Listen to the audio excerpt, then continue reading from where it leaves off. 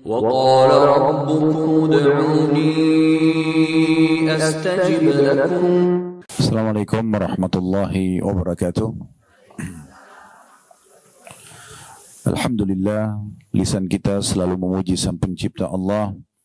Sebagai seorang muslim, kita sangat yakin kalimat Alhamdulillah adalah kalimat penghubung antara kita dengan Sang Pencipta Allah. Allah telah menjadikan kalimat Alhamdulillah sebagai kalimat syukur, berterima kasih kepadanya atas segala nikmat yang dilimpahkan, kesehatan, kekuatan, kesempatan, rezeki yang melimpah yang tidak bisa dihitung lagi, sebagaimana Allah sebutkan wa in ta'uddu ni'matallahi la tuhsuha. Kalau kalian ingin coba-coba menghitung nikmat Allah, maka kalian tidak akan mampu menghitungnya. Dan dengan kalimat Alhamdulillah ini sudah cukup mewakili agar semua nikmat yang sedang kita nikmati akan dipertahankan ataupun ditambah. Oleh karena itu jadilah orang yang selalu mengucapkan Alhamdulillah.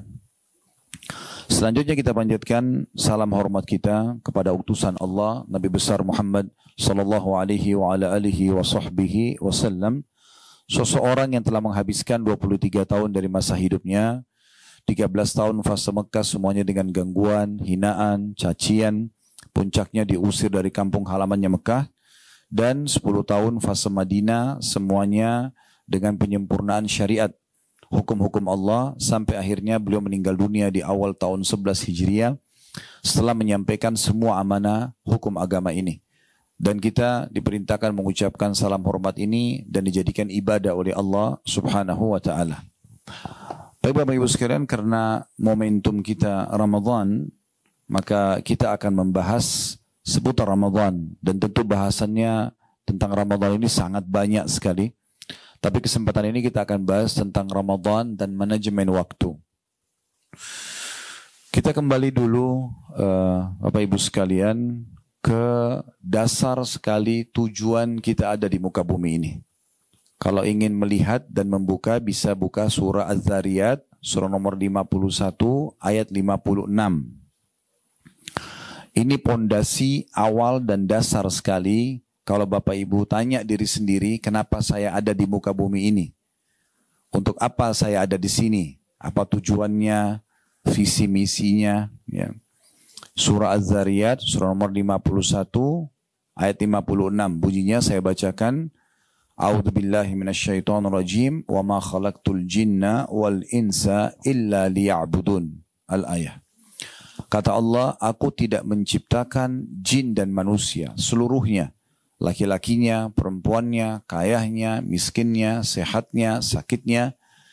Dari suku manapun, dari belahan muka bumi ini, dimanapun, semua aku ciptakan jin dan manusia untuk beribadah kepadaku. Jadi memang ini tujuan dasar kita ada. Jadi kalau ada yang tanya, Ustaz, apakah saya diciptakan di muka bumi ini untuk sholat? Jawabannya iya. Untuk puasa, iya. Untuk zikir, baca Quran, bakti sama orang tua, jenguk orang sakit, berdoa, bersedekah, haji dan umrah, jawabannya iya. Dan tidak ada tujuan lain. Tujuan kita memang itu, untuk beribadah kepada Allah. Jadi selain daripada ini, tinggal dilihat apakah dia mubah atau haram.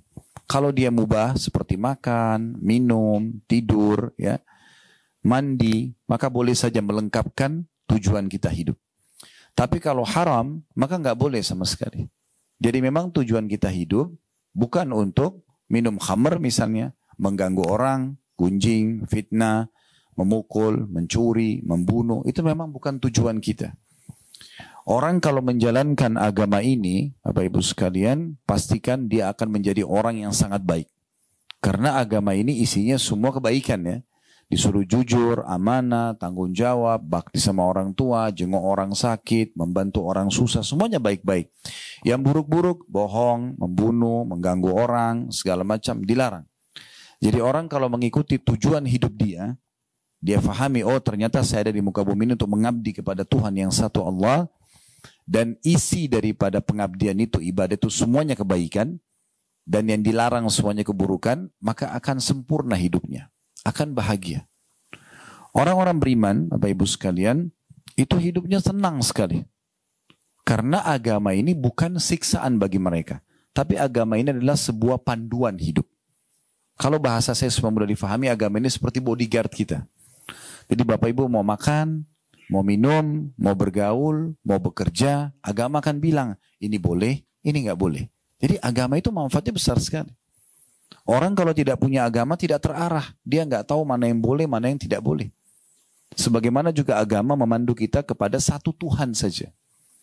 Apapun yang Bapak Ibu bisa lihat di langit sana, misalnya pergantian siang malam, turunnya hujan, burung-burung yang berterbangan, bintang-bintang yang jumlahnya miliaran, tidak terhitung lagi dan jaraknya sekian jauh dari bumi kita ini, yang tidak terjangkau oleh mata kita, mungkin ada ciptaan Allah di sana kita belum tahu. Di bumi juga yang terjangkau oleh mata kita, manusia dengan berbagai macam paras wajah, warna kulit, postur tubuh, suku dan bahasa. Kemudian hewan-hewan dari semut yang kecil sampai gajah yang besar. Dengan tentu ciri khasnya masing-masing hewan tersebut. Sistem pencernaannya, sistem pertahanan tubuhnya dan populasinya segala macam. Yang unik-unik gitu kan. Kemudian tumbuh-tumbuhan dari rumput kecil sampai pohon beringin yang besar. Buah-buahan dengan beragam macam cita rasa, bentuknya, aromanya dan segala macam. Begitu juga dengan di kedalaman yang tidak terjangkau juga dengan mata ada di muka bumi. Seperti misalnya perasaan-perasaan kita. Kita rasa suka, rasa benci, ya, lapar, haus, rasa tapi nggak nampak. Kemudian juga yang di dalam lautan semua yang terjangkau atau tidak terjangkau oleh mata kita kembali kepada satu pencipta. Itulah yang selalu kita ucapkan la ilaha illallah, la ma'budu bihaqqin illallah. Tidak ada Tuhan, pencipta, pemilik, penguasa apapun yang ada di langit dan di bumi ini kecuali Allah. Nah, ini semua teman-teman sekalian pondasi dasar. Agama Islam mengajarkan kita siapa Tuhan kita, apa yang diperintahkan dan yang dilarang, sehingga kita punya panduan hidup, dan akhirnya kita mendapatkan kebahagiaan dunia dan kebahagiaan akhirat. Coba seandainya Bapak Ibu sekalian, terutama ibu-ibu karena mayoritas yang hadir ibu-ibu tentunya, coba seandainya kalau kita menjadi orang yang soleha, kalau bahasa lainnya kan, bahasa agama itu adalah orang yang patuh kepada Allah, ahli ibadah. Bahasa kita mudah difahami soleha, laki-laki soleh. Kalau kita menjadi seorang sosok soleh atau soleha, nggak boleh makan, nggak boleh minum, nggak boleh bekerja, nggak boleh mengejar titel akademik, nggak bisa mengejar, nggak bisa bekerja untuk mengumpulkan harta. Mungkin sulit jadi orang beriman. Ini enggak. Jadi orang beriman boleh makan semuanya. Tapi ada yang dilarang. Yang dilarang ini sedikit sekali, hanya bentuk ujian. Contoh misal, Allah larang nggak boleh makan babi. Allah ciptakan babi itu, ini babi ya. Ini bahasa Indonesianya namanya babi, bahasa Arabnya ini khinzir, bahasa Inggrisnya ini, bahasa Cinanya ini semua. Ini saya haramkan jangan dimakan ya, sebagai bentuk ujian. Tapi di sisi lain, Allah kan memberikan kita kebutuhan terhadap protein daging kan. Dari mana dia? Allah ganti dengan sapi, kambing, ayam, kelinci, semua hewan air halal. Artinya ada yang diharamkan tapi sedikit, hanya untuk bentuk ujian gitu. Ya. Menguji hamba ini patuh nggak sih? Gitu. Nah, yang dihalalkan banyak. Andai saja kita dikasih hawa nafsu dan kebutuhan terhadap protein daging itu, dan semua daging diharamkan, wajar orang melanggar. Tapi ini enggak. Begitu juga pada saat Allah haramkan minuman, nggak boleh minum khamar, yang memabukkan nggak boleh. Baik, Allah ganti dengan air, susu, madu, air jamu, apalah banyak yang halal-halal kan gitu. Allah berikan kita potensi suka dengan lawan jenis, ada syahwat. Kalau tidak ada syahwat, tidak ada populasi manusia. Laki-laki buat suka perempuan, perempuan suka laki-laki, terjadilah interaksi biologis. Tapi ada yang haram, zina, ada yang halal, nikah. Kalau Allah kasih kita syahwat tapi nggak dikasih solusi, itu jadi masalah. Tapi Allah kasih. Dan zina sama nikah ini bedanya cuma 5 menit. Kalimat akad saja. Saya nikahkan kamu sama anak perempuan saya Fulana binti Fulan dengan mas kawin ini. Saya laki-laki mengatakan saya terima nikahnya. Ada 2 saksi. Ada mahar, ada walinya wanita. Selesai sah.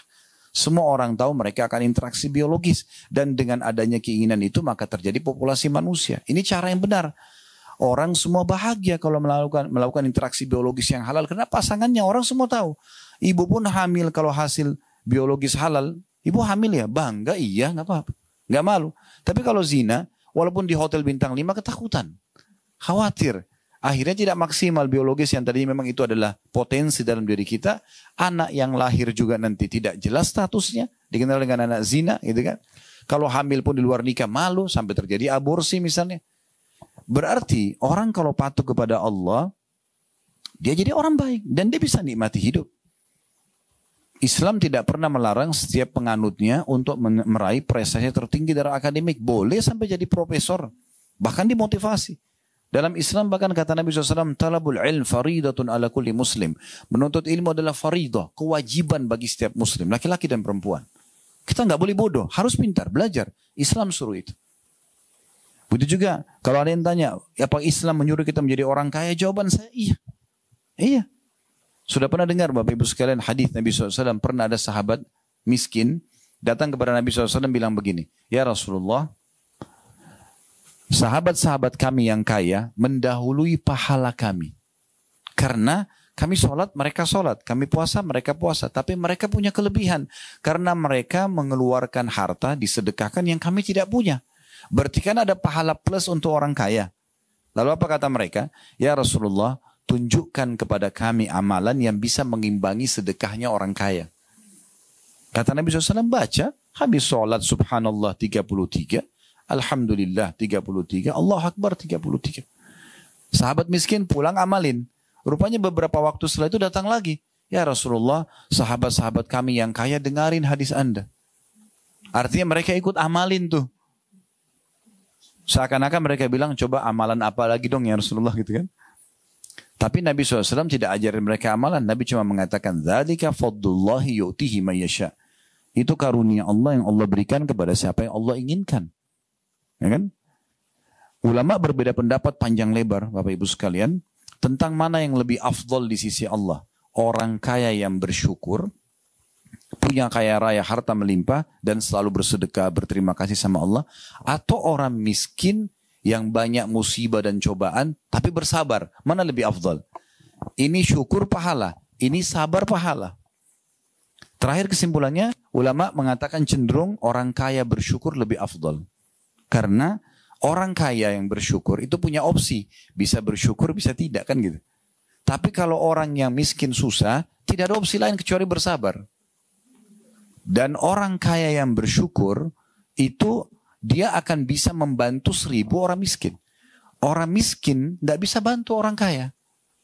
Ya, kecuali mungkin dia jadi jual jasanya itu pun dibayar. Tapi orang kaya tidak bisa diberikan apa-apa oleh orang miskin. Kan gitu. Ini bukan sedang membandingkan ya, tapi kita sedang membahas bagaimana mulianya agama ini selalu menyuruh penganutnya berprestasi.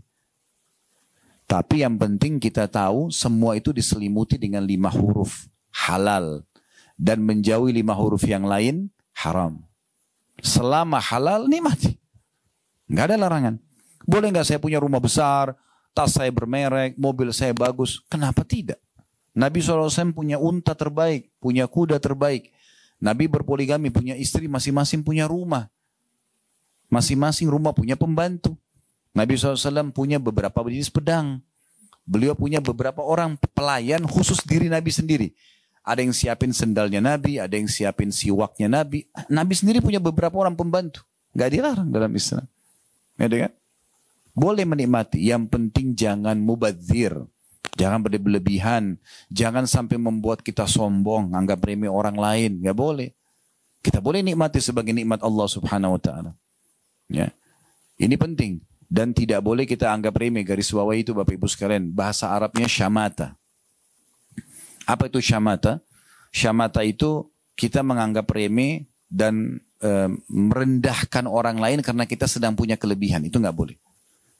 Umar bin Khattab menjelaskan ini dengan membahasakan kalau seandainya di depan saya ada seorang wanita hamil, perutnya besar, lalu saya bilang, ih perutnya besar ya, saya khawatir Allah membuat perutku buncit. Karena dia menghina maksudnya. Beda kalau ada ibu hamil, oh ibu hamil ya, maksudnya memuji, nggak apa-apa. Tapi kalau kita anggap remeh nggak boleh. Jadi kalau ada orang, maaf, ngomongnya cadel atau kalau jalan pincang misalnya ya, terus jadikan bahan olok-olok ini nggak boleh.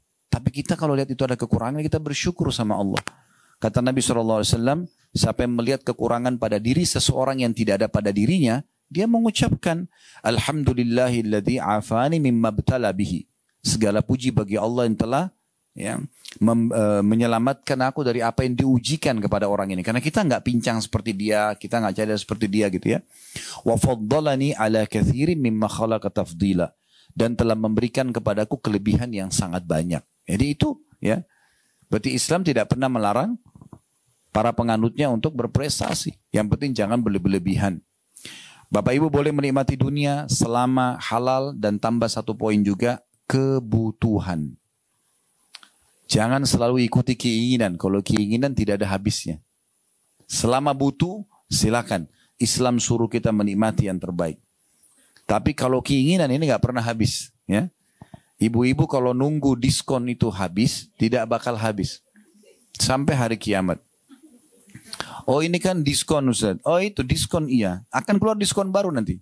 Begitu habis masanya keluar lagi nanti. Tidak pernah habis. Makanya sesuai dengan kebutuhan. Bukan keinginan. Selama kebutuhan ibu boleh nikmati. Tapi kalau keinginan sangat dekat dengan pintu mubazir. Dan tidak boleh tabzir. Ya. Kita boleh nikmatin maksimal, tidak ada masalah, tapi jangan mubazir. Karena Allah mengatakan, innal mubazirina kanu ikhwana syayatin. Wa kana syaitanu rabbihi kafura. Sesungguhnya orang-orang yang tabzir, suka berlebihan, membuang-buang, tidak ada manfaatnya bagi dia. Ya, dia beli selalu berlebihan, maka itu adalah saudara-saudaranya syaitan, dan syaitan kufur kepada Tuhannya. Itu poinnya dulu. Ya. Baik. Momentum Ramadan ini, Bapak Ibu sekalian, adalah momentum yang paling baik untuk kembali kepada tujuan tadi kita diciptakan.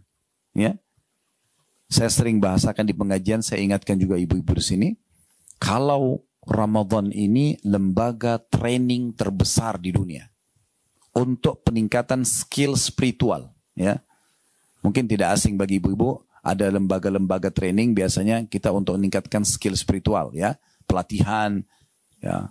Kita bayar mahal, perusahaan-perusahaan kadang-kadang ikuti pegawainya, bayar mahal. Kenapa? Trainernya bagus, staffnya bagus, yang digunakan multimedia juga bagus, kita diharapkan outputnya bagus, kan begitu. Itu poinnya. Tapi di sini Ramadan, itu trainernya Allah subhanahu wa ta'ala.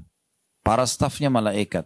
Dan tidak ada lembaga training sebesar Ramadan dari sisi pengikutnya. Lembaga training yang ikut 100.000 orang. Tapi kalau Ramadan ini, seluruh umat Islam di seluruh benua, kita tidak bicara lagi per kota, ya, per desa itu terlalu besar. Per benua aja. Di benua Eropa, di benua Amerika, di Afrika, di Asia, di Australia. Di mana saja ibu pergi sekarang, ibu akan dapatkan semua muslim yang sudah balik sama. Mulai azan subuh sampai azan maghrib puasa.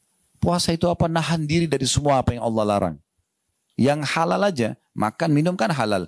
Biologi suami istri halal. Tapi sekarang ditahan, tidak boleh. Sebagai ujian dari Allah. Semua orang lakukan itu. Ya kan? Semua orang sibuk. Yang mungkin tadinya tidak mengenal Al-Quran, mulai baca Al-Quran. Yang mungkin tidak hadir di pengajian, mulai ikut pengajian. Yang mungkin jarang berdoa, sekarang berdoa.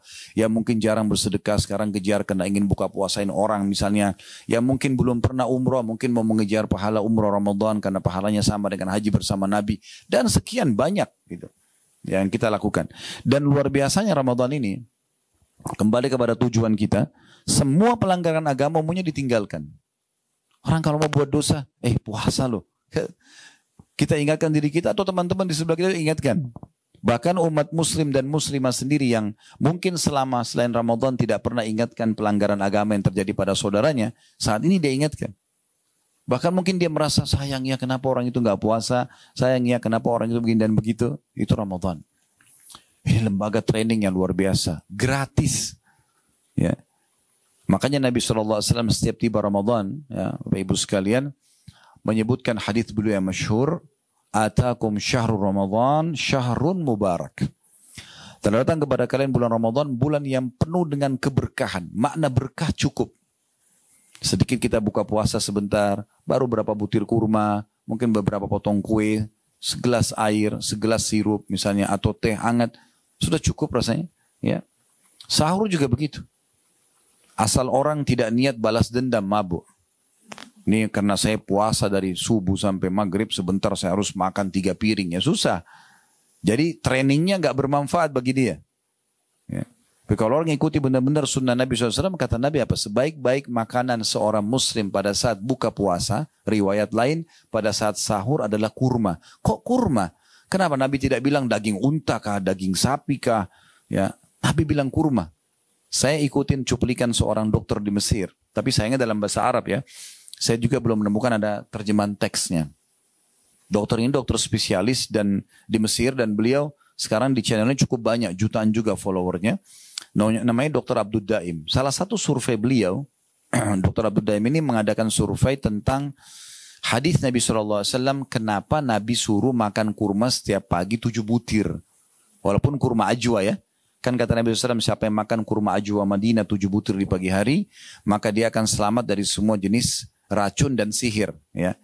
Makanya waktu corona kemarin kami buat materi khusus corona dan solusinya. Di antaranya kami bahas tentang pentingnya setiap orang konsumsi kurma. Gitu kan. Dan Syekh bin Baz rahimahullah, seorang ulama Saudi, mengatakan kalau yang tidak bisa dapat kurma ajwa Madinah, dia boleh konsumsi kurma apa saja. Nah, tapi Dr. Abdul Daim mengadakan penelitian internasional ya, dari beberapa kampus-kampus di Eropa yang mengadakan penelitian tentang buah kurma. Ya. Karena bagi mereka unik kurma ini. Buah yang paling panjang umurnya, jarang rusak. Gitu kan. Maka diadakan penelitian, mereka adakan penelitian, ternyata kurma itu, 1 butir kurma kalau Bapak Ibu konsumsi, sudah memenuhi 7% dari kebutuhan kalori tubuh kita. Jadi kalau kita makan 7 butir, berarti sudah 49%. Tinggal kita isi setengahnya lagi sudah cukup untuk kita hidup seharian. Makanya luar biasa, Ramadan mengajarkan juga itu, buka puasa dengan kurma. Ya. Kemudian sahur juga dengan, bukan tidak boleh makan yang lainnya, boleh. Tapi ini menandakan bagaimana ya, kita dianjurkan untuk ya Ramadan ini menjadi bulan yang luar biasa untuk pelatihan kita. Baik, saya akan coba lanjutkan dulu hadisnya. Kata Nabi SAW, bulan yang penuh dengan berkah, iftarallahu alaikum siyamah. Allah memerintahkan kalian untuk mengerjakan puasa di dalamnya. Ya. Dan sekarang mungkin tidak asing, di masa kita sekarang lagi booming tentang masalah terapi kesehatan, diet, dengan sekian jam puasa, ya, sekian belas jam puasa. Kita sebenarnya tidak butuh itu, karena kita memang sudah dilatih setiap bulan Ramadan. Oleh karena itu nanti kalau selepas Idul Fitri, ibu-ibu saya sarankan ucapkan Alhamdulillah tepat pada tempatnya ya. Kenapa saya bilang begini? Karena banyak orang Muslim begitu Lebaran Alhamdulillah, tapi Alhamdulillahnya salah tempat. Alhamdulillah tanda kutip lepas dari penjara ibadah. Alhamdulillah tidak lagi puasa, Alhamdulillah tidak lagi sholat, Alhamdulillah tidak lagi zikir, tidak perlu lagi begini dan begitu. Bahkan Alhamdulillah sudah bisa buat dosa. Iya kan? Berhenti pacaran di Ramadan, setelah Ramadan buat dosa kembali. Tidak apa-apa. Kan aneh itu. Berarti 1 bulan dia latihan ini sayang benar. Coba Bu bayangkan ya. Sayang nggak kira-kira? Kita 1 bulan ini, kalau kita 30 hari, tiap hari puasa. Setelah itu ibu nggak pernah puasa. Kan eman benar ya. Perut kita sudah terbiasa, tenggorokan sudah terbiasa. Kalau ibu mulai puasa ini dengan beban, aduh puasa 1 bulan, kayaknya sulit. Jadi sulit. Tapi kalau kita nikmati aja, walaupun kita tidak sahur, cuma sempat minum segelas air, bisa kok. Niat. Innamal a'malu binniyat. Niat itu sugesti. Kalau kita niatnya memang tahan sampai buka puasa pun tidak ada masalah. Saya coba lakukan di Ramadan dan sudah berapa tahun saya jalankan Bapak Ibu sekalian. Makan cuma sekali.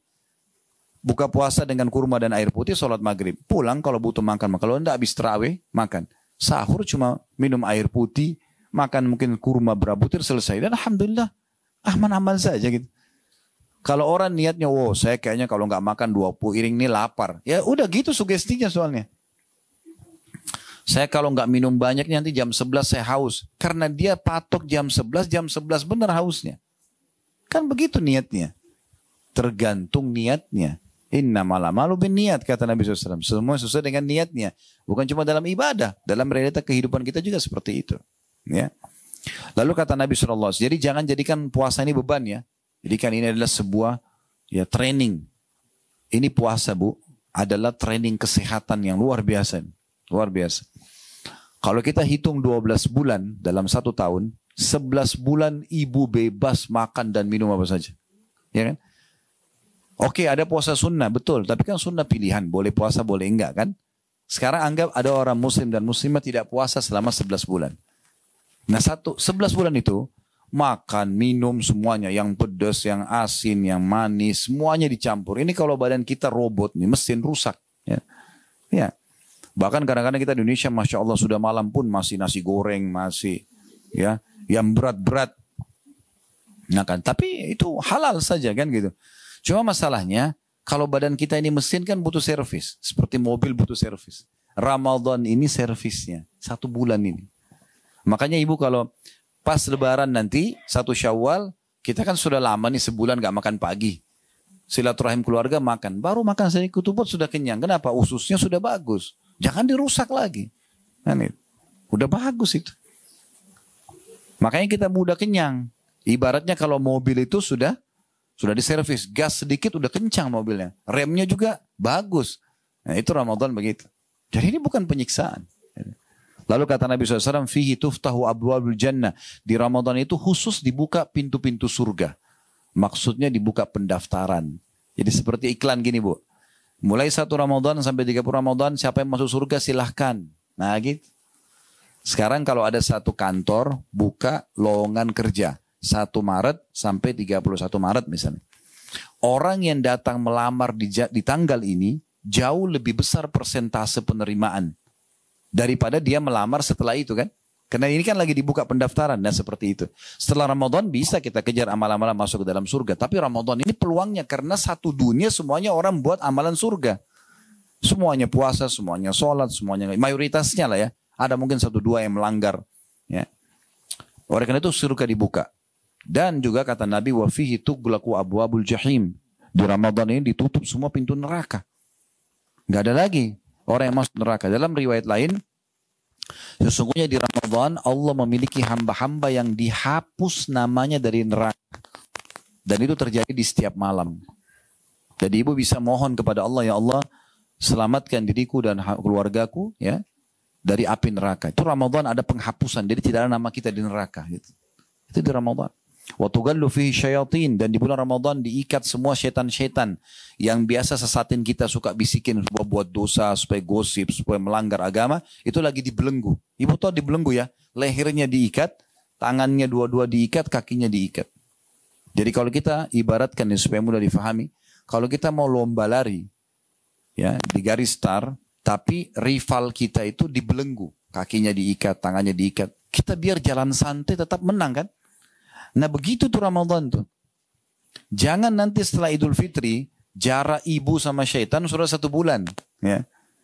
Tapi begitu Idul Fitri tunggu di situ, tunggu syaitannya datang lagi, ya. Tinggalkan semua ibadah, mulai buat dosa, syaitannya kejar, dikuasain lagi. Sekarang kesempatan, ya. Jadi ini luar biasa bulan Ramadan ini. Lalu kata Nabi SAW, fi lailatun khairu min alfi syahr. Di bulan Ramadan itu ada malam lebih baik daripada 1000 bulan. Kita sudah tahu Lailatul Qadar. Tapi kan Ustaz itu kan di akhir bulan. Benar. Kalau dari awal bulan ibu tidak berusaha, akhir bulan nggak dapat.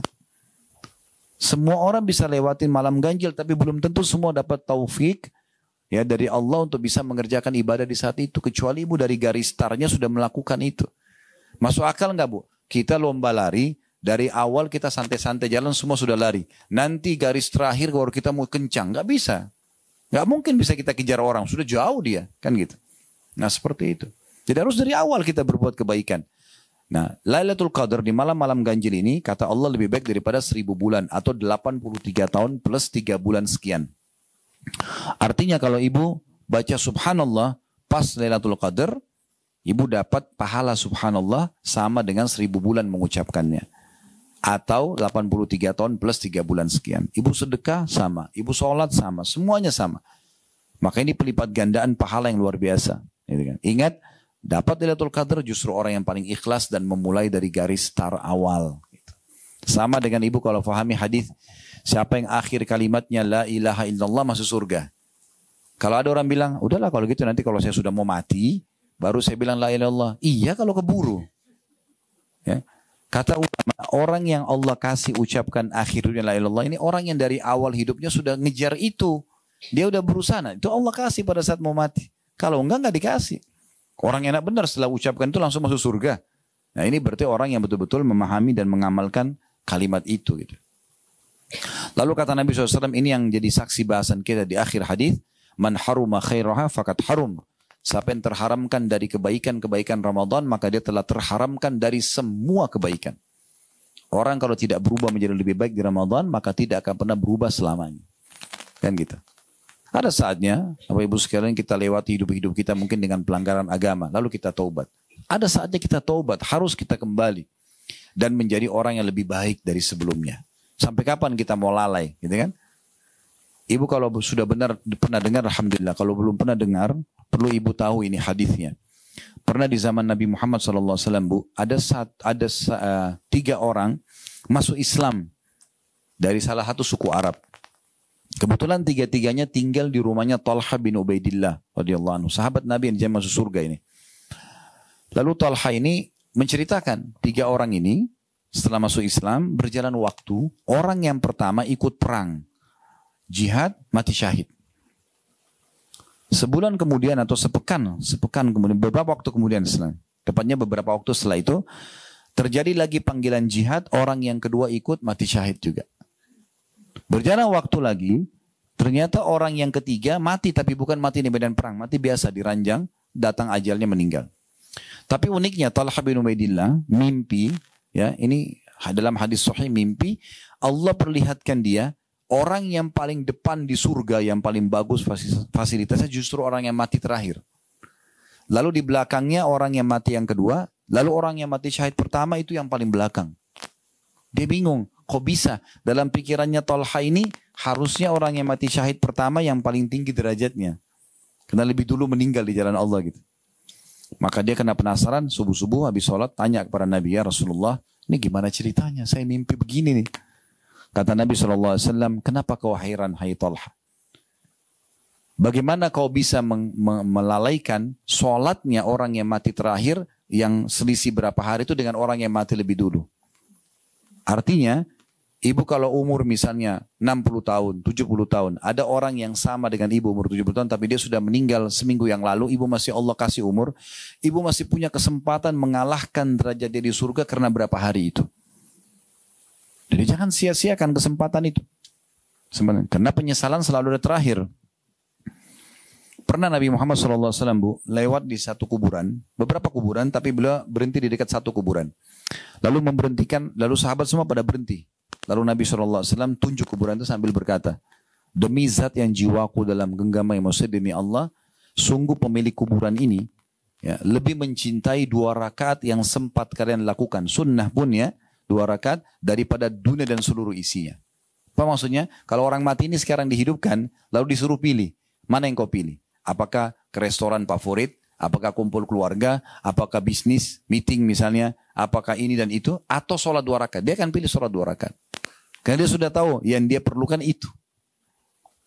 Jadi kalau Allah masih kasih kesempatan, jangan sia-siakan. Sebagian ulama mengatakan, andai saja orang mati dihidupkan kembali,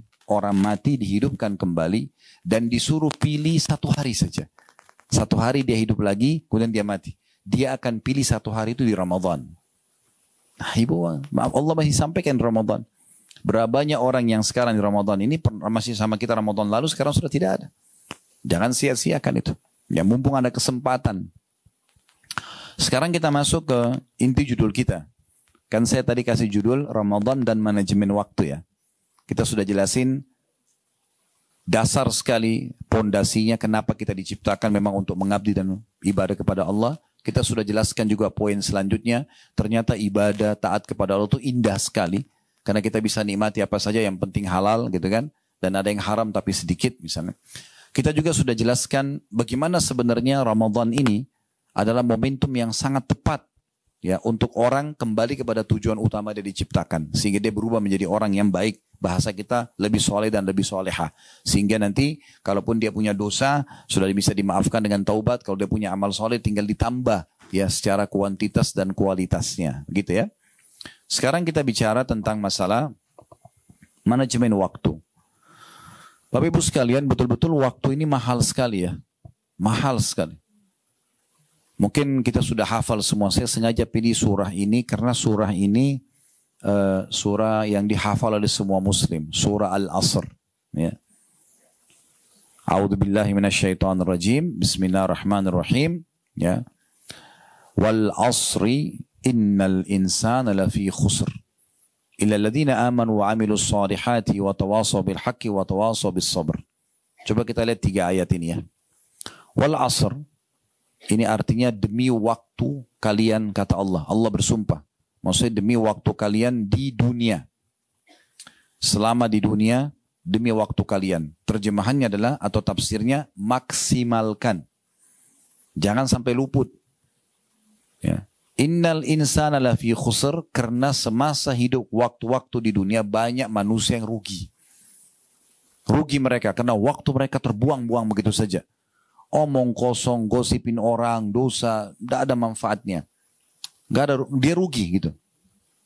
Lalu Allah mengatakan illal ladzina amanu wa amilus shalihat, kecuali orang yang beriman dan beramal saleh, karena mereka isi dari ibadah ke ibadah, dari ibadah ke ibadah gitu kan. Habis sedekah, sedekah apa lagi? Habis zikir, zikir apa lagi? Habis baca Quran, Quran apa lagi? Habis sholat, sholat apa lagi? Jadi selalu dari ibadah ke ibadah. Itu orang-orang beriman. Dan itu yang tidak rugi waktunya. Lalu Allah bilang, watawasaw bil haqqi, saling mewasiatkan kebenaran ini, saling mengingatkan, watawasaw bis sabr, dan saling mewasiatkan untuk sabar. Memang sabar Bu ya. Jadi sabar itu ada 3 hal ya. Sabar dalam mengerjakan ketaatan, untuk duduk di majelis ilmu begini butuh sabar. Puasa, tahan lapar haus butuh sabar. Sholat tarawih butuh sabar. Baca Quran butuh sabar. Zikir, umroh, haji butuh sabar. Yang kedua, sabar dalam meninggalkan dosa. Kita semua pasti punya peluang buat dosa. Siapa di antara kita tidak punya peluang berzina, berbohong, menipu, mengambil hak orang? Semua punya peluang. Tapi di saat ada peluang itu, kita sabar. Oh enggak, ini Allah haramkan. Agama enggak bolehkan, kita tinggalkan. Itu sabar, butuh kesabaran. Yang ketiga, sabar terhadap ujian harian. Sakit, gangguan orang, segala macam, itu biasa terjadi. Semua orang pasti akan melalui itu. Siapa di sini ibu-ibu sekalian yang tidak pernah digunjing oleh orang lain? Ada? Coba angkat tangan, saya kasih mikrofon cerita pengalamannya. Oh, saya seumur hidup nggak pernah digosipin orang. Ada? Ada orang di sini nggak pernah difitnah oleh orang lain? Ada? Atau ada orang tidak pernah sakit gigi, sakit kepala, keseleo? Ya? Ada? Ya, ada orang nggak di sini? Semua orang yang utang sama dia bayar, ada? Coba bilang mana? Kita cerita pengalamannya karena ini unik ini kalau. Tapi ada saja orang yang tidak bayar kan? Terus kita jengkel. Semua orang alami itu. Itulah ujiannya. Semua orang melalui masalah-masalah itu. Nah, butuh kesabaran. Karena kalau tidak ada ujian, tidak ada pahala sabar, kan gitu. Sebagaimana juga kalau tidak ada nikmat, tidak ada pahala syukur, kan begitu. Nah, itu poin yang harus digarisbawahi. Baik. Nah, di sini dari ayat ini, dari surah Al-Asr ini, kita hubungkan dengan Ramadan. Ramadan ini mengajarkan kita untuk bagaimana betul-betul memanage waktu kita dengan benar. Ya, kapan kita makan, apa yang harus kita makan, gitu kan? Bagaimana kita mengatur antara Ramadan, puasa kita dengan pekerjaan, ya, ibu-ibu dengan kesibukannya, suaminya ibu mungkin dengan kesibukannya, ya, anak-anak dengan studinya, sekolahnya. Ini di manage ini. Oh, ternyata lagi puasa nggak ada masalah. Semua bisa berjalan kan gitu. Kalau ibu sudah tahu alhamdulillah. Kalau belum tahu saya perlu ingatkan. Syariat puasa Ramadan ini itu diperintahkan di tahun 2 Hijriah. Pas tahun kedua Nabi hijrah ke Madinah. Kita kan berada di tahun 1444 Hijriah ya.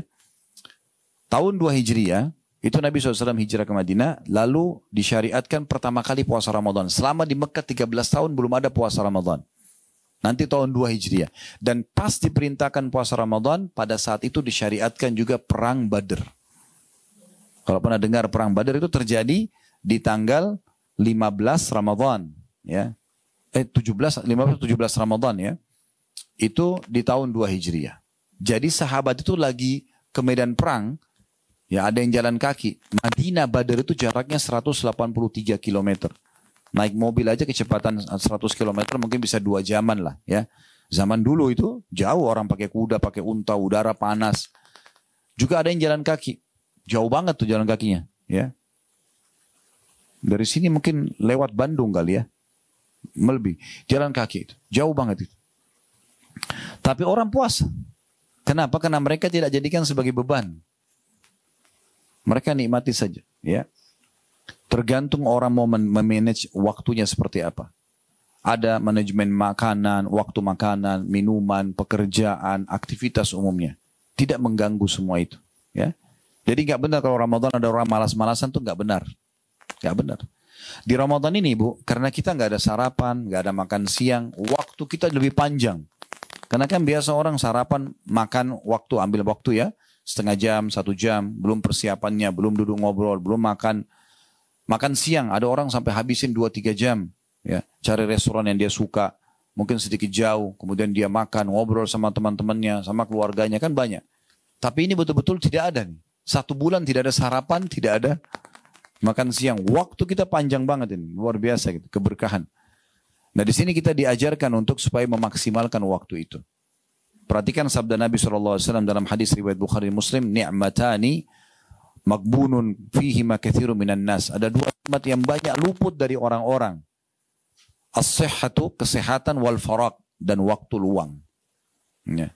Jadi kalau ibu lagi ada waktu luang kayak Ramadan ini, ibu gunakan maksimal. Yang belum bisa baca Quran, maaf, belajar Al-Quran, makharij hurufnya, panggil guru, belajar, ikut online. Yang sudah ngaji, belajar tafsirnya, tadabbur ayat, gitu kan. Ikut dalam majelis ilmu misalnya. Diisi gitu, dengan hal-hal yang positif. Jangan ibu pada saat ada waktu lowong, ini lagi santai, misalnya kemudian buka kontak, cari siapa temannya yang sedang bermasalah. Lalu kemudian WA, Assalamualaikum. Ada masalah apa? Curhat aja. Kenapa cari masalah ini? Kenapa mau dengar masalahnya orang? Masalah kita aja masih banyak gitu kan. Nggak usah jadi pahlawan. Kalau ibu ahlinya, ibu seorang ustadz atau ustadzah, ibu seorang psikiater misalnya, memang orang konsul, dokter, lain. Tapi kalau kita untuk apa? Akhirnya ibu jadi jengkel karena dia lagi ribut sama suaminya. Oh memang suami kamu itu buruk. Ibu dosa juga. Padahal belum tentu dia benar ya. Saya pernah di pengajian di Kampung Melayu waktu itu. Ada seorang ibu kasih kertas pertanyaan. Suami saya begini-begini. Semuanya salah suaminya. Terakhir, boleh nggak saya minta cerai? Saya bilang, kalau seperti yang ibu sampaikan, ibu sudah halal minta cerai. Karena suaminya kasih nafkah, suaminya nggak pulang ke rumah, suaminya ini dan itu, macam-macam. Subhanallah, setengah jam setelah saya pulang taklim, ada satu bapak telepon saya. Entah tahu nomor saya dari mana gitu. Assalamualaikum warahmatullahi wabarakatuh. Saya jawab, Waalaikumsalam warahmatullahi wabarakatuh. Ini Ustaz Khalid ya? Iya. Saya Fulan, sebut nama beliau gitu. Baik, kenapa Pak? Ada yang bisa saya bantu? Tadi di Ustaz di pengajian ada seorang ibu nanya begini nggak? Saya bilang pertanyaan banyak. Tapi sepertinya ada ke sana tadi, karena pertanyaan memang banyak. Terus dia bilang, itu istri saya Ustaz, dia nggak benar. Saya udah kasih nafkah, saya udah kasih begini, saya udah begini, saya begini. Dia bohong aja itu. Kalau Ustaz mau saya lihatkan buktinya. Saya bilang nggak usah. Bapak selesaikan aja sendiri. Mau ke pengadilan silakan. Yang penting saya sudah jelaskan hukumnya. Kalau ibu benar dia punya hak. Kalau ibu salah berarti dia berdosa. Kan tidak boleh kata Nabi SAW. Ya, istri manapun yang minta cerai tanpa udzur maka haram baginya bau surga kan gitu. Jadi nggak boleh. Harus ada alasannya syar'i. Boleh. Nggak boleh sembarangan gitu. Itu contohnya. Jadi kalau ada waktu lowong jangan dipakai untuk terima curhatan orang. Ya. Dan kita perlu tahu Bu ya, ibu perlu garis bawahi untuk ya berbicara dengan ahlinya, misalnya sama ustadz atau ustadzah, atau itu kalau masalah agama atau masalah penyakit misalnya sama dokter, ingat konsultasi bukan curhat. Ya. Apa itu konsultasi? Ustadz, suami saya ucapin kalimat cerai jatuh nggak? Itu konsultasi. Kita jelasin, ustadznya jelasin. Oh kalau dia dalam kondisi sadar jatuh Bu, selesai. Ustadz saya mau cerita dulu ya. Nih ceritanya bulan lalu, panjang tuh dari bulan lalu. 30 hari pulang, mundur ke belakang, semua masalahnya baru terakhir jatuh nggak tolaknya. Kenapa nggak ini aja? Curhat itu Bu, hanya kepada Sang Pencipta Allah. Ibu mau tenang, dengarin saran saya. Ada masalah apapun, wudu, pakai mukena, sujud. Jangan angkat kepala dari sujud kecuali sudah tuangkan semua sama Allah. Ya Allah saya sakit, ya Allah suami saya begini, ya Allah anak saya. Sama Allah, biarin Allah karena yang ciptakan kita Allah, yang ciptakan masalah itu Allah, yang bisa berikan solusi hanya Allah. Sebagaimana nikmat juga kalau ada, yang ciptakan kita Allah, yang ciptakan nikmat itu Allah, yang bisa pertahankan hanya Allah. Kenapa harus kembali kepada selain Allah? Kalau pernah dengar nama ini, alhamdulillah. Kalau belum dengar, ada satu ulama tabi'in. Tabi'in ini generasi setelah sahabat ya. Namanya Sufyan Ats-Tsauri rahimahullah. Beliau tinggal di Mekah dulu. muridnya Abdullah bin Umar radhiyallahu anhuma. Orang ini dikenal dengan dapat julukan Sajjad. Suka sekali sujud orangnya. Dikatakan dia punya masalah apapun, walaupun kecil sampai masalah besar, pasti sujud dan tidak mau angkat kecuali sudah dituangkan semua sama Allah. Udah, jadi Allah akan selesaikan. Apa kata Nabi SAW? Siapa yang menghadapi masalah, mengembalikannya kepada Allah, dia akan temukan jalan keluarnya. Siapa yang punya masalah, tidak mengembalikan pada Allah atau bergantung pada manusia, Allah akan biarkan dia dengan masalahnya. Tidak akan ada selesai. Ibu ceritain masalahnya dengan temannya. Temannya punya pemikiran yang berbeda.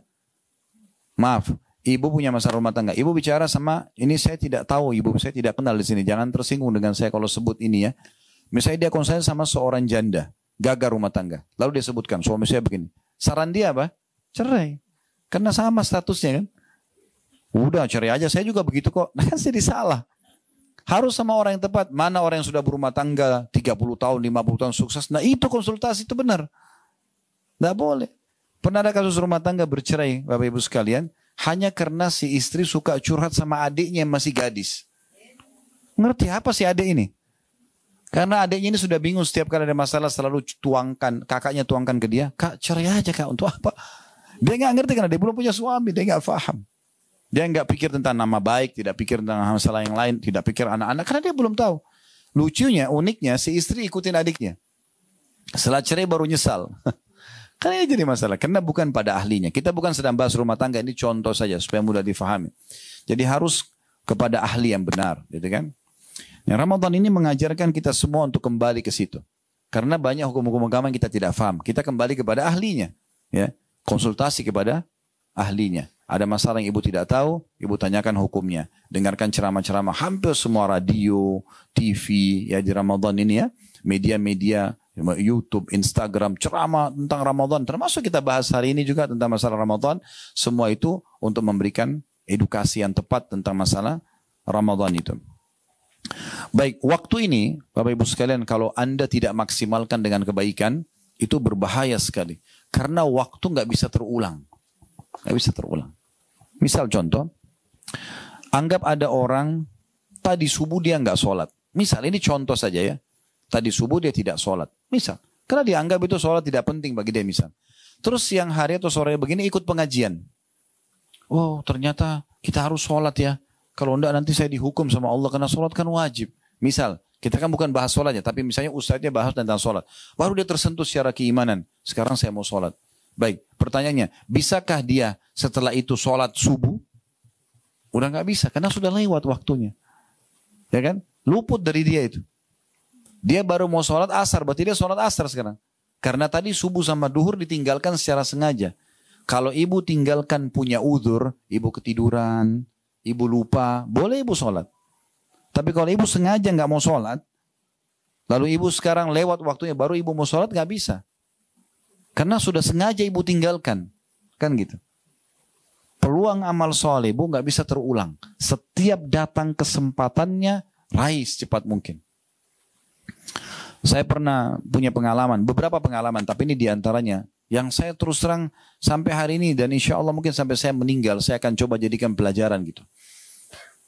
Bagaimana orang harus maksimal dan sesegera mungkin eksekusi ibadah itu.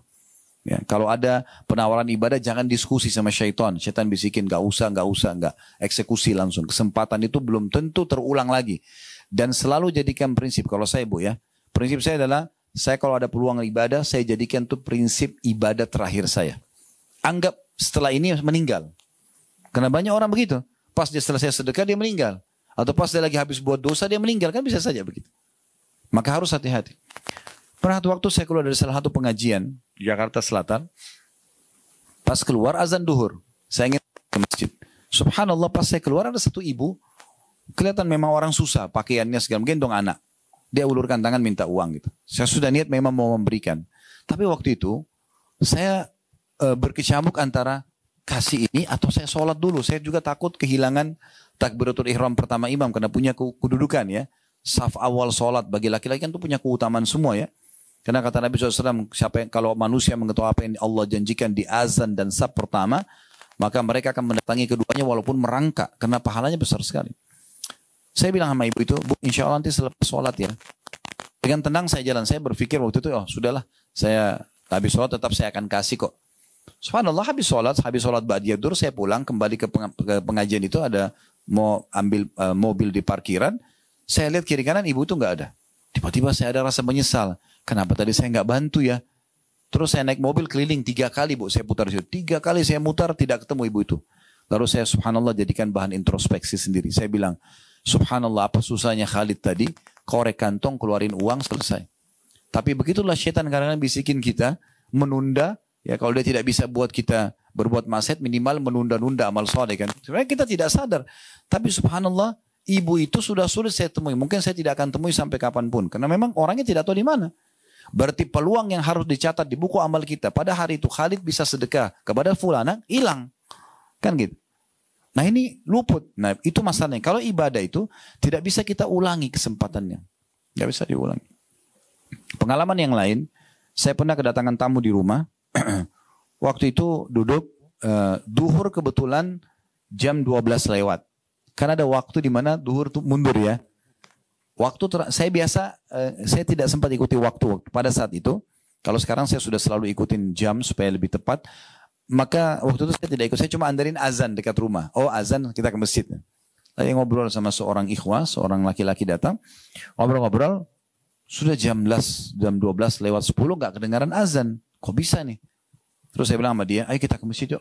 Naik motor sama-sama boncengan. Pas tiba di masjid, subhanallah, imamnya lagi sujud rakaat pertama.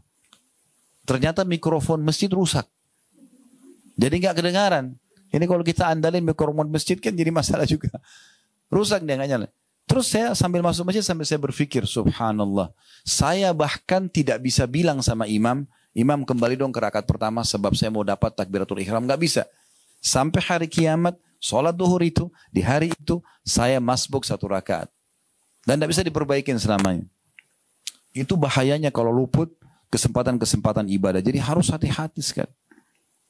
Hati-hati sekali.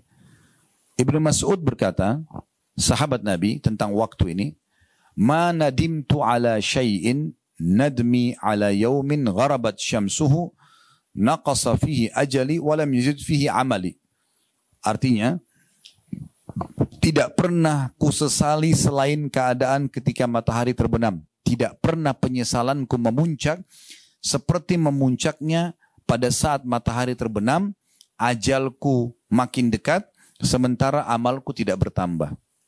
Sementara amalku tidak bertambah. Dalam satu kisah yang lain, ada seorang salafus saleh. Dia lewat di satu pinggir jalan, Bu. Ada anak-anak muda lagi duduk. Ngobrol-ngobrol kosong gitu. Nggak jelas arahnya kemana. Sambil dia lewat, sambil dia bilang sama murid-muridnya. Kalau seandainya waktu anak-anak muda ini bisa dijual, saya beli. Untuk saya pakai hal yang bermanfaat. Mereka tidak tahu itu. Mereka buang-buang saja sia-sia begitu. Ya. Sebagai penutup perkataan Hasan Basri, min alamati i'radillahi 'anil 'abd, salah satu tanda Allah itu menjauh dari seorang hamba, ay yaj'al syughlahu fi ma la ya'nihi khudlanan min Allah azza wajalla. Salah satu bentuk Allah menjauhkan dia dari seorang hamba karena dia suka buat dosa adalah Allah menjadikannya sibuk dalam hal sia-sia sebagai tanda Allah menelantarkannya. Jadi kalau ibu misalnya, maaf saya bahasakan ini, kalau ibu misalnya azan, terus kuping kita ini kayak dengar azan itu. Terdengarin mikrofon masjid, hayya ala sholat, lagi di jalan kah, lagi di rumah kah, Allah sedang sampaikan peringatannya. Ingat Bu, Allah nggak akan turunkan tangan dari langit, ayo sholat, nggak. Allah berikan kita pendengaran, Allah berikan kita penglihatan, Allah berikan kita hati. Allah turunkan Al-Quran untuk dibaca, tinggal kita mau. Allah bilang, faman sya'a falyu'min wa man sya'a falyakfur. Yang mau beriman silakan. Mau beramal soleh silakan. Ya mau kufur silakan. Allah tidak pernah larang. Tapi ingat Bu ya, nanti orang hari kiamat masuk ke neraka, dia masuk neraka dalam kondisi mengakui keadilan Allah. Karena Allah tidak pernah suruh dia berzina, tidak pernah suruh dia berbohong. Allah larang. Sudah turun dalam kitab. Dan Allah juga tidak turunkan malaikat, ayo kamu nggak boleh ini, nggak boleh dipaksa, nggak dipaksa. Cuma sudah turun peringatan. Maka orang yang cerdas adalah orang yang selalu engah dengan masalah ini. Setiap ada peluang amal soleh jangan sia-siakan. Setiap ada kesempatan dosa maka hindari. Kalau pernah berbuat segera taubat kepada Allah subhanahu wa ta'ala. Terakhir Bu juga saya tambahkan ini. Hari ini, detik ini sekarang yang kita sedang duduk di rumah ini, sedang pengajian ini adalah hari emas Ibu. Umur kita yang sebenarnya adalah umur ya yang sudah berlalu. Kedepannya jangan menghayal. Ya. Siapa di antara kita umur 40 tahun, itulah umur dia 40 tahun sampai hari ini. Umur 50 tahun, itu 50. 60 tahun, 60 tahun. 70 tahun, 70. Itulah umur dia. Karena sudah dia nikmati dan lalui. Sampai hari ini. Kalau dia masih hidup hari ini, maksimalkan. Besok, tanda tanya. Kita tidak pernah tahu. Sesekali ibu boleh buka cuplikan di YouTube, judulnya mati tiba-tiba. Bukan menakut-nakuti. Lihat orang lagi jalan, meninggal. Lihat orang lagi ngobrol, meninggal. Itu bisa terjadi. Ingat Bu, rumah sakit dengan seluruh staf dan pasiennya, kalau kita jumlah, saya tanya, mana lebih banyak? Mereka atau orang yang lula-lalang depan rumah sakit? Mana lebih banyak Bu? Hah? Orang lula-lalang. Artinya orang mati dalam kondisi sehat lebih banyak daripada orang sakit. Jangan menghayal masuk ICU baru meninggal. Belum tentu kita masuk ICU. Kan gitu. Jadi maksimalin. Juga agama ini hanya datang peringatan seperti ini Bu. Kami para ustadz dan para dai hanya bisa menceramai dan menyampaikan seperti ini. Semua keputusan di tangan Bapak Ibu sekalian. Bapak Ibu mau mengambil ini sebuah nasihat. Karena kita semua di sini duduk bukan untuk seremoni saja meramaikan. Atau testimoni coba-coba. Kita memang untuk belajar kan gitu.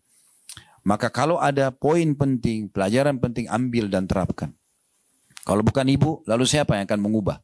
Harus diri kita sendiri. Dan saya sarankan juga, kalau ibu mau berubah menjadi orang yang lebih dekat kepada Allah, lebih dekat dengan agama, mumpung momentum Ramadan, jangan setengah-setengah. Kalau mau hijrah, mau jadi orang baik, 100%, sekaligus jadi orang baik. Jangan dicicil-cicil. Ya. Sekaligus jadi orang baik. Tadi tidak sholat, sholat sekarang. Kalaupun wajib sama sunnah, kerjakan semua. Gitu kan?